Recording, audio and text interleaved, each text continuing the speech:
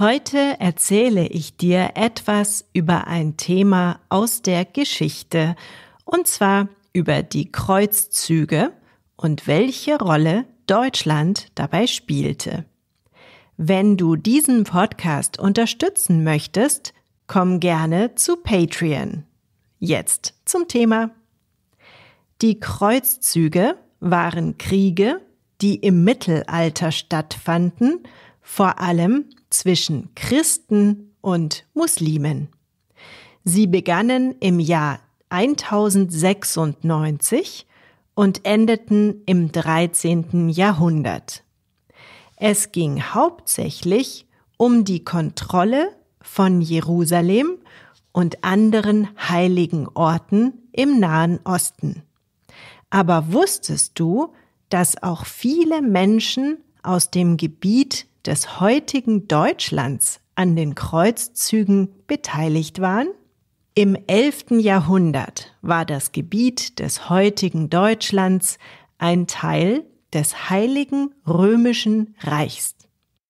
Dieses Reich wurde von Kaisern regiert, die enge Verbindungen zur katholischen Kirche hatten. Papst Urban II. Rief 1095 zum ersten Kreuzzug auf. Viele deutsche Adlige, Ritter und sogar einfache Leute folgten seinem Aufruf. Sie fühlten sich dazu berufen, das Heilige Land von den Muslimen zurückzuerobern und den christlichen Glauben zu verteidigen. Aber es gab nicht nur religiöse Gründe. Viele deutsche Ritter sahen in den Kreuzzügen auch eine Möglichkeit, Ruhm und Ehre zu erlangen oder ihre Macht zu vergrößern.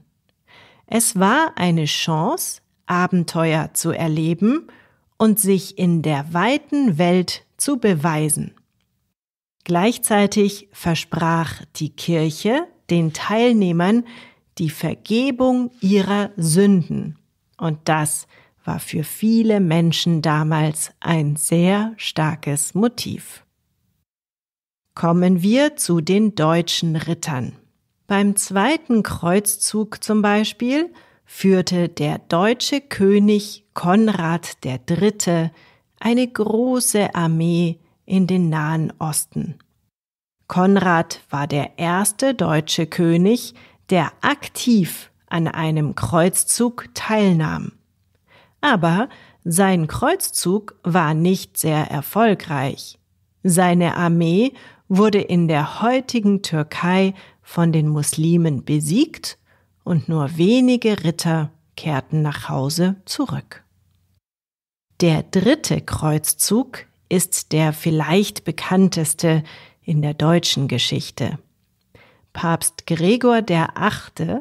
Hatte zu diesem Kriegszug aufgerufen, weil die Stadt Jerusalem erobert worden war. An diesem Kreuzzug nahm der Kaiser des römisch-deutschen Reiches Friedrich I. teil, besser bekannt als Friedrich Barbarossa. Barbarossa war einer der mächtigsten Herrscher seiner Zeit. Er führte eine große Armee nach Jerusalem, aber seine Reise endete tragisch. Auf dem Weg durch die heutige Türkei ertrank Barbarossa in einem Fluss, als er sich baden wollte. Das führte dazu, dass viele seiner Soldaten den Kreuzzug abbrachen und wieder nach Hause gingen. Stell dir das mal vor. Das war eine Zeit lange vor Eisenbahn, Flugzeug oder Auto. Die Menschen sind also zu Fuß und mit Pferden aus Europa bis in den Nahen Osten gezogen. Sie nutzten aber natürlich auch Schiffe. Friedrich startete seine Reise beispielsweise in Regensburg, einer kleinen und wunderschönen Stadt hier in Bayern, direkt an der Donau gelegen. Angeblich hatte er 100.000 Mann mit dabei. Auch hier musst du dir wieder vorstellen, dass das eine Zeit ohne Internet, Zeitungen und Ähnliches war. Also allein diese große Menge an Menschen zusammenzurufen, war gar nicht so einfach. Wanderprediger sorgten dafür, dass sich Informationen verbreiteten. Und übrigens waren nicht nur Kämpfer unterwegs, sondern ganze Familien. Das waren Menschen, die noch nie über ihr Dorf hinausgekommen waren. Jetzt packten sie ihre Sachen und machten sich auf den Weg in die Fremde. Eine wichtige Gruppe, die aus den Kreuzzügen hervorging, waren die sogenannten Deutschordensritter. Der Deutsche Orden wurde im Jahr 1190 gegründet. Ursprünglich war der Orden eine Krankenpflegergemeinschaft. Sie sollte verwundete Kreuzritter pflegen. Später wurde er aber zu einem mächtigen Ritterorden. Die Deutschordensritter trugen weiße Mäntel mit einem schwarzen Kreuz und kämpften nicht nur im Heiligen Land, sondern auch in Osteuropa. Besonders bekannt wurde der Deutsche Orden durch seine Kreuzzüge im heutigen Polen, in Litauen und Russland.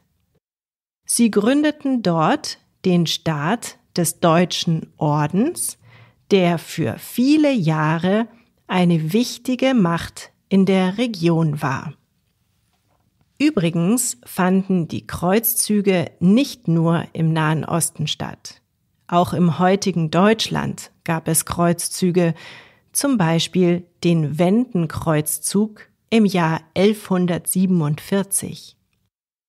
Dieser Kreuzzug richtete sich gegen die slawischen Völker im Nordosten des heutigen Deutschlands, die sogenannten Wenden. Diese Völker waren keine Christen und so sahen die deutschen Herrscher und Ritter eine Gelegenheit, sie zu christianisieren und gleichzeitig ihr eigenes Territorium zu erweitern. Aber zurück zu den Kreuzzügen, die in den Nahen Osten aufgebrochen waren. Da gibt es Berichte, dass die deutschen Ritter oft unter den extremen Temperaturen litten. In ihren schweren Rüstungen schwitzten sie so stark, dass sie manchmal ohnmächtig wurden. Außerdem hatten viele Ritter Schwierigkeiten, sich in den fremden Ländern zurechtzufinden. Das kann ich sehr gut verstehen. Du auch, oder? Was mich bei der Recherche zu diesem Thema schockiert hat, war der sogenannte Kinderkreuzzug von 1212. In Deutschland glaubten viele Menschen, dass Gott ihnen durch Kinder den Sieg im Heiligen Land bringen würde. Tausende Kinder zogen also los, wie viele es genau waren, ist nicht bekannt. Die meisten von ihnen kamen nie an. Viele wurden unterwegs krank oder als Sklaven verkauft. Manche kehrten nach Hause zurück. Aber was für eine Bedeutung hatten die Kreuzzüge für die späteren europäischen Länder? Durch die Teilnahme an den Kreuzzügen kamen die Ritter und Kaufleute in Kontakt mit neuen Kulturen und Ideen. Es gab einen regen Austausch von Waren und Wissen. So wurden in Deutschland durch die Kreuzzüge neue Gewürze, Stoffe und sogar medizinisches Wissen bekannt. Durch neue Handelsrouten gab es plötzlich viel mehr Austausch zwischen Europa und dem Orient. Außerdem beeinflussten die Kreuzzüge das Bild des Ritters in der deutschen Kultur. Die Kreuzzüge wurden als ehrenvolle Aufgabe gesehen und viele Ritterorden, wie der Deutsche Orden, hatten ihren Ursprung in dieser Zeit. Wie viele Menschen durch die Kreuzzüge insgesamt ums Leben kamen, kann ich nicht sagen. Ich habe unterschiedliche Zahlen gefunden. Sie reichen von mehreren 100.000 bis über 1 Million. Eine Quelle bezifferte sogar 22 Millionen Menschen.